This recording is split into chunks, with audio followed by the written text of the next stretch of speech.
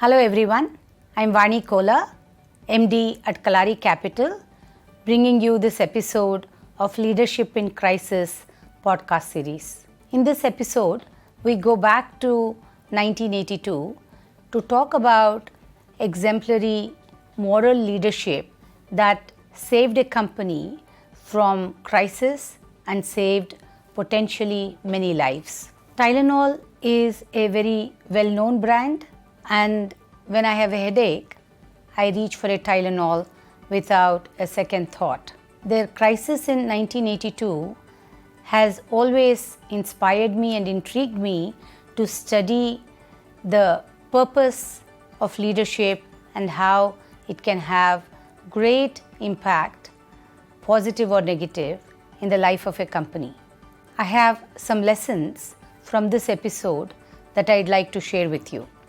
On the morning of 29th September 1982, there was a medical mystery with the emergency of 3 sudden deaths in Chicago, Illinois. Within a few days, unfortunately, this became 7 deaths. What was in common? Each of them had taken a Tylenol for something innocuous like a headache or a mild fever.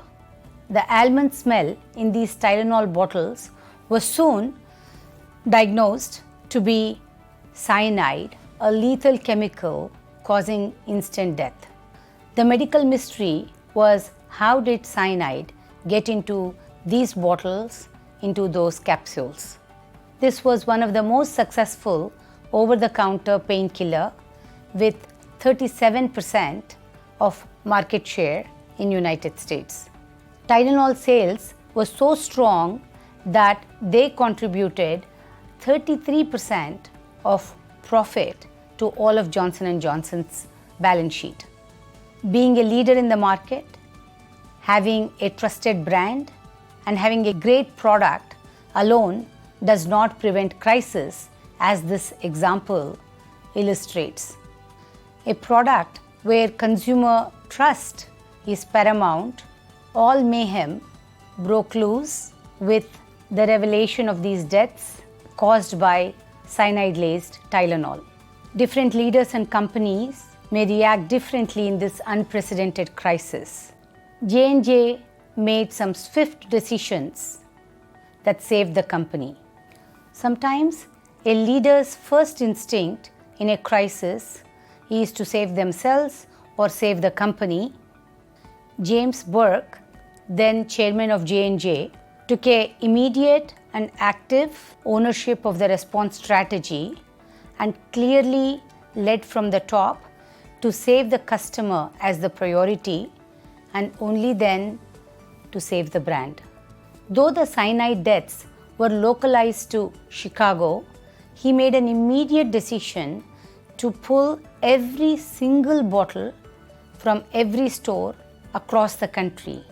That's 31 million bottles of Tylenol that were discarded.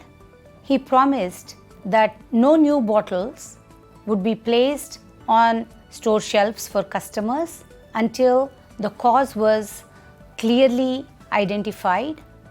This immediate overnight move to protect customers' lives costed the company $1.3 billion in lost revenue overnight, but it went a long way to enhance customer trust that J&J cared about their welfare and well-being foremost.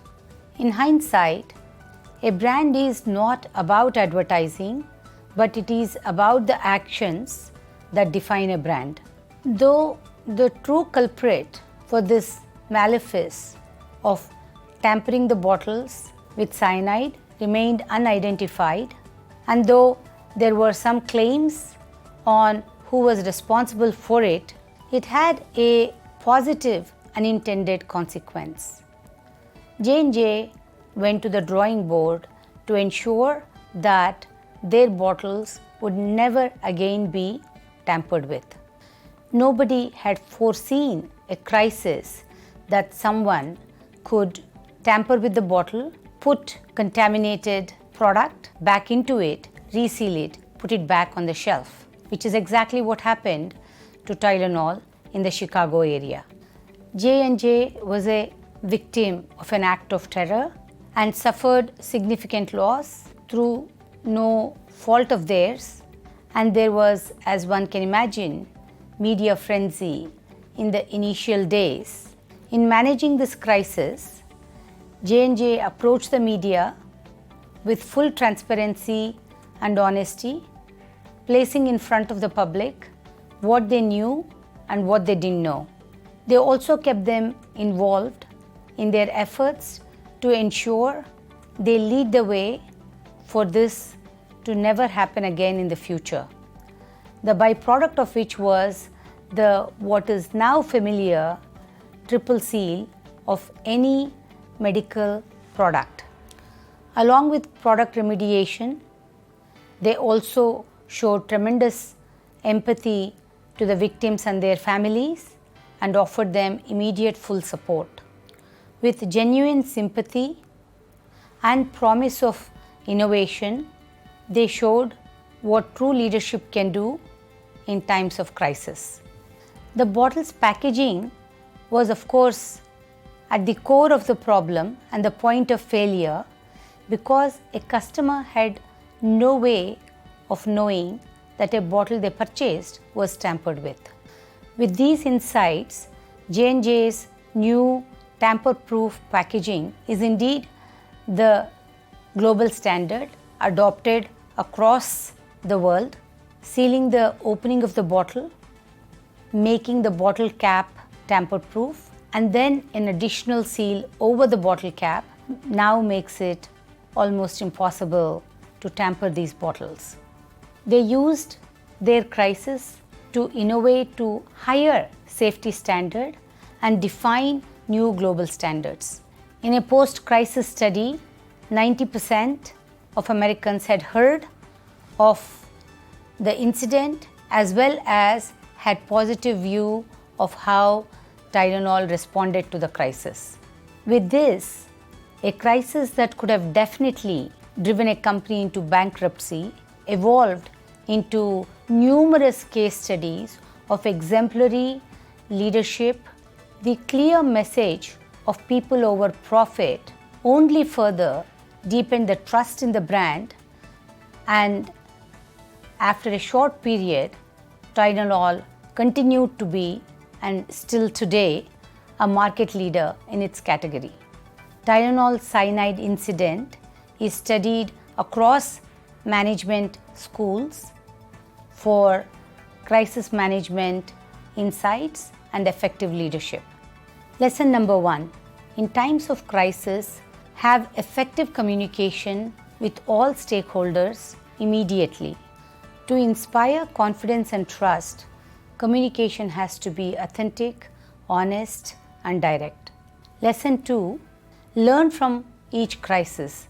There is a silver lining. In this particular case, it was about building better safety standards. A crisis is a lost cause if no new learnings and no new innovations emerged from it. Lesson number 3. Crisis is not a time to hide or go on a vacation. A leader has to lead from the front, be available, be visible, set clear direction, make rapid decisions, never forget to include empathy into all the decision making. And in the long run, if you do what is right and what is best for the customer, you can take a short-term crisis and convert that into long-term relationship with customers and hence viability of the company in the long run. I hope you found this Leadership in Crisis series insightful and you can take some of these lessons into your own leadership journey.